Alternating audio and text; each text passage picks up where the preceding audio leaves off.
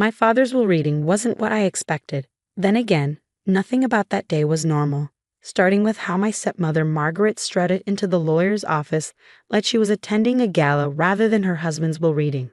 I sat quietly in the corner of Mr. Patterson's office, my black dress modest and unassuming, watching as my stepmother and her two children, Drew and Sophia, arranged themselves in the premium leather chairs closest to the lawyer's desk. The way they positioned themselves, a united front against me, brought back memories of the last 15 years. I was 12 when my father married Margaret. My mother had passed away 2 years earlier, and I foolishly hoped Margaret would fill that void. Instead, she made it her mission to ensure I never felt welcome in what had once been my home. "Let's begin," Mr. Patterson said, adjusting his glasses as he opened the thick envelope containing my father's last wishes. I noticed how his eyes flickered toward me with something like sympathy before he started reading. The first few minutes were standard legal language, but then came the part that made my stomach clench.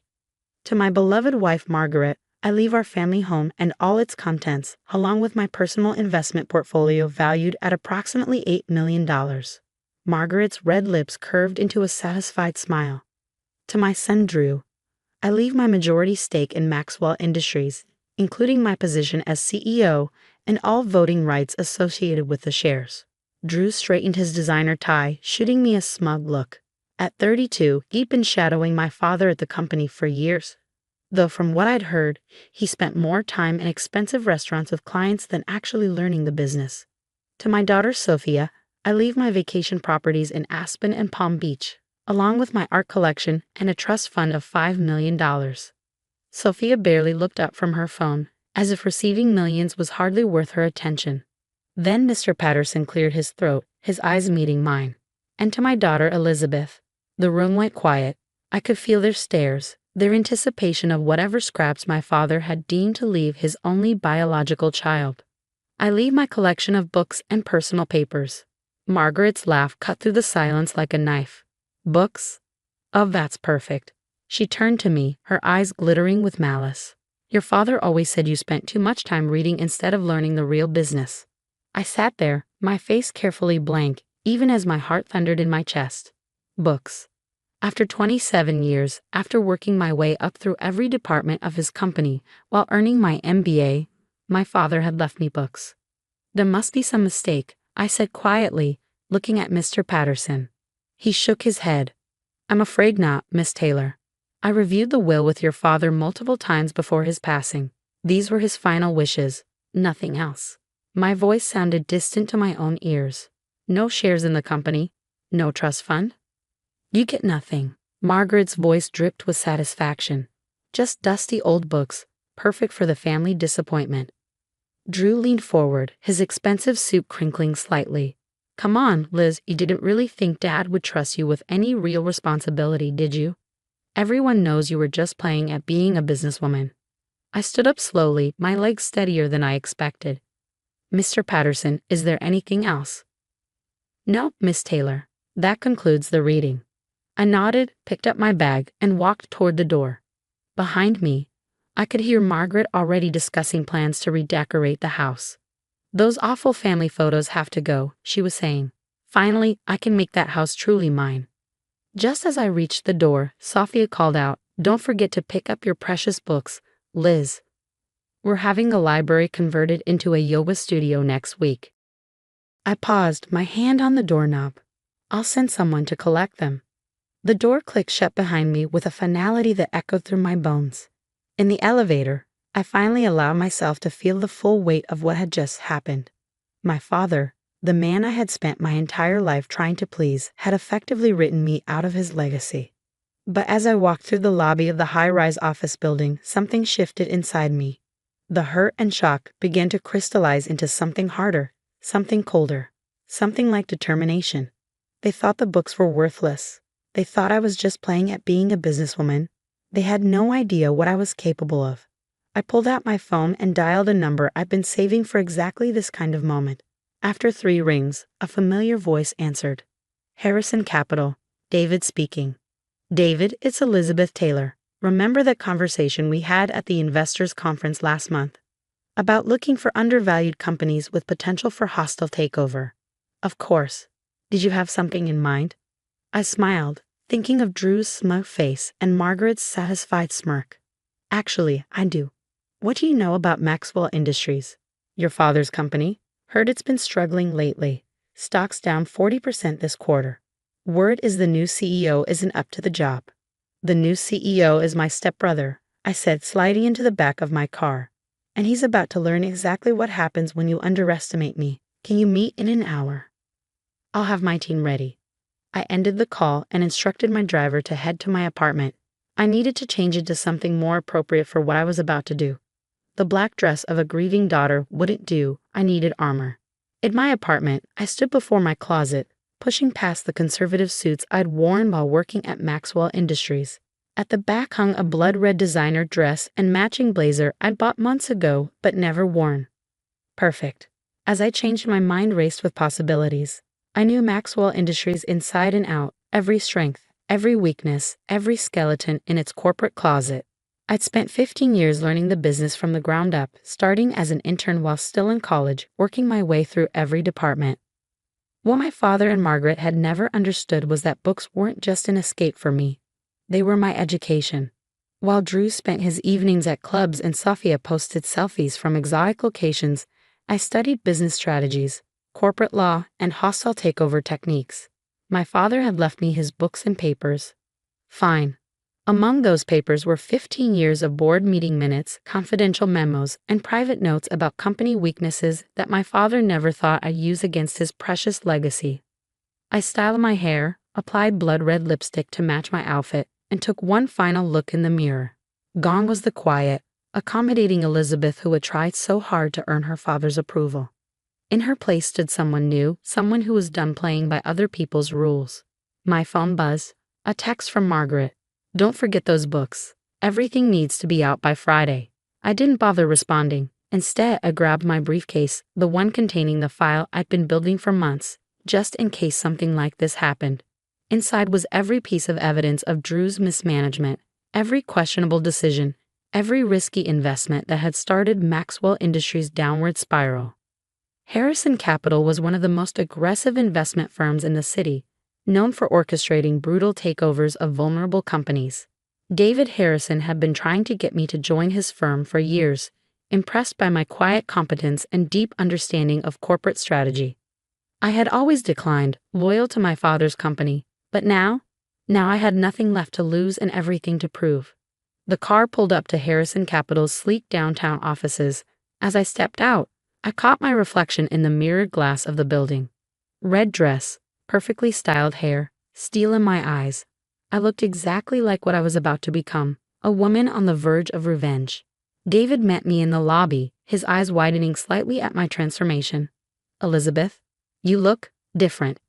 Different is good, I said, shaking his hand firmly. Still interested in adding me to your team? He grinned.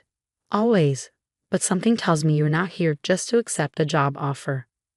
No, I agreed as we walked toward the elevator. I'm here to plan a hostile takeover, and I'm going to need every resource your firm has.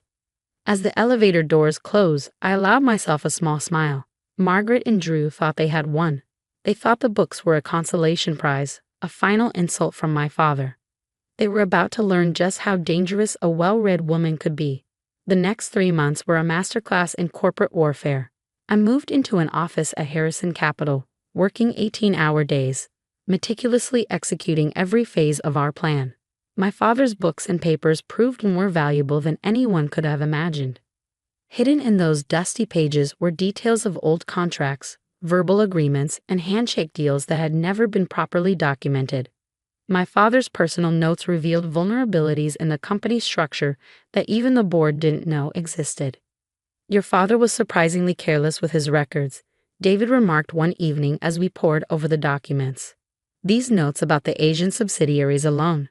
I smiled grimly. He never thought anyone would use them against him, and he certainly never thought I'd be the one to do it. We worked in absolute secrecy, using shell companies and proxy buyers to slowly accumulate Maxwell Industries stock. The company's share price kept falling as Drew's mismanagement became more apparent. Each mistake he made pushed the stock lower, making our takeover bid easier. Then came the morning everything changed. I was in my office at Harrison Capital when my phone buzzed with a text from Sophia. Hey bookworm, guess what? Drew just closed the Anderson merger. Time to admit you were wrong about him being incompetent. I looked up at David, who had just walked in. It's happening. Drew finally made the mistake we've been waiting for. The Anderson merger was exactly what we'd anticipated. Drew had been so desperate to prove himself that he'd overpaid for a failing competitor, draining Maxwell Industries' cash reserves and taking on massive debt. Time for phase 2? David asked, grinning. I nodded, picking up my phone to make the calls we'd prepared for. Within hours, our carefully positioned shell companies began dumping Maxwell Industries stock on the market. The sudden selling pressure, combined with news of the overpriced merger, sent the stock price into freefall. By that afternoon, panic had set in. The board called an emergency meeting, which I knew thanks to the mole we'd placed in corporate headquarters months ago. Drew was completely overwhelmed, facing angry shareholders and frightened board members. I waited exactly 3 days, watching as the company's value plummeted and its debt burden became unbearable. Then, through another shell company, we made our move, a hostile takeover bid at a price just high enough to tempt the desperate shareholders. The morning of the confrontation, I dressed carefully in a black designer suit that cost more than Drew's monthly salary. My hair was perfectly styled, my makeup flawless. Today, I wasn't just taking back my father's company, I was claiming my place in the business world. The security guard at Maxwell Industries did a double take when I walked in. He'd known me for years as the quiet daughter who worked in middle management. Miss Taylor, I thought you'd left the company. I'm here for the board meeting, I said, sliding my ID card through the reader. I believe they're expecting me. Upstairs, chaos reigned. Board members huddled in groups, whispering urgently. Drew paced the hallway outside the main conference room, his designer suit wrinkled, his face pale with stress. When he saw me, his eyes narrowed. What are you doing here? This is a closed board meeting. Actually, I said smoothly as the representative of Summit Ventures, the company currently making a bid for controlling interest in Maxwell Industries, I have every right to be here. His face went from pale to ashen. Summit Ventures? That's you. Surprise.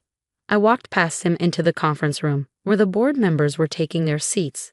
Margaret sat at the far end, her usual polished appearance slightly frayed around the edges. What is she doing here? Margaret demanded as I took a seat at the head of the table. The board chairman cleared his throat. Mrs. Maxwell, Miss Taylor represents Summit Ventures.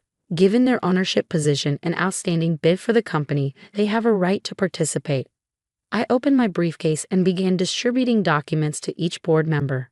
Let's discuss the Anderson merger, shall we? Specifically, how the current management overpaid by roughly 40%, while taking on unsustainable debt that puts the entire company at risk.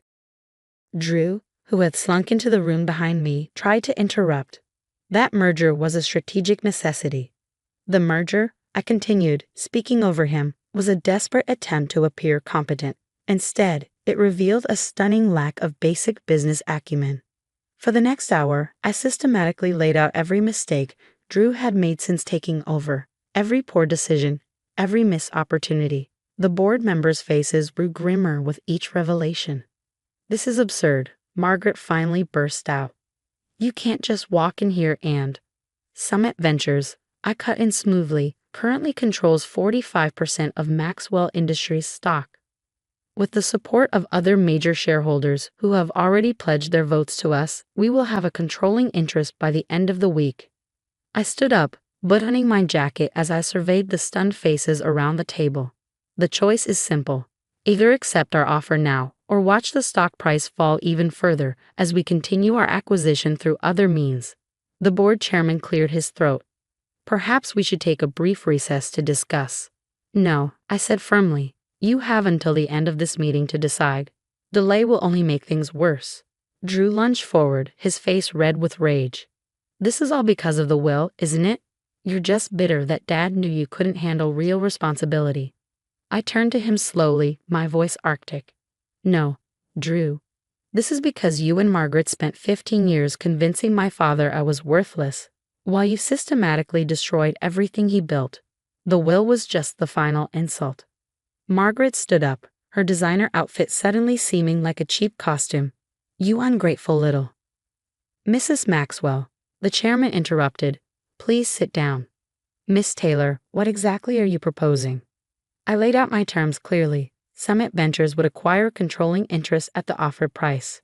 Drew and the current management team would be removed immediately. The board would be restructured. And who exactly would run the company? One of the board members asked. I smiled. I would, of course.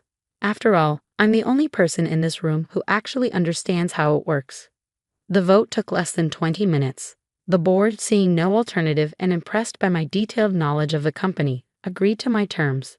Drew stormed out, followed by a weeping Margaret. As the board members filed out, I remained seated, finally allowing myself to feel the weight of what I'd accomplished. I pulled out my phone and sent a single text to Sophia. You might want to start looking for a new yoga studio. I'll be needing that library back. An hour later, I stood in my father's old office, my office now, looking out over the city. The door opened and David walked in. Magnificent performance, he said, grinning. Want to tell me what's next? I turned from the window, running my hand along the antique desk where my father had once sat, never believing his daughter could take his place. Next, we rebuild. We modernize.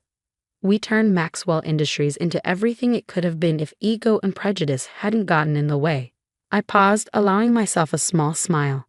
And then we go after Margaret's investment portfolio. I hear it's being badly managed. David laughed. Remind me never to get on your bad side. After he left, I sat down at the desk and opened the top drawer. Inside was a framed photo I'd seen countless times, my father standing proudly in front of the company logo on the day he founded Maxwell Industries. I placed it carefully in my briefcase. Tomorrow, I hang a new photo, one of me standing in the same spot, but this time the company would be in better hands. My phone buzzed with a text from Margaret. You'll regret this. Family should mean something. I typed back a single response. It does. That's why I had to save the company from you. Turning off my phone, I walked to the private bathroom attached to the office and freshened my lipstick. The woman in the mirror looked powerful, confident, unstoppable. Everything my family had tried to prevent me from becoming. They'd given me books, thinking they were worthless. Instead, those books had given me the knowledge and power to take everything from them. Sometimes I muse, the best revenge isn't just about winning. It's about proving every doubt, every dismissal, every cruel word wrong. I was no longer the quiet girl who loved to read. I was Elizabeth Taylor, CEO of Maxwell Industries, and I was just getting started.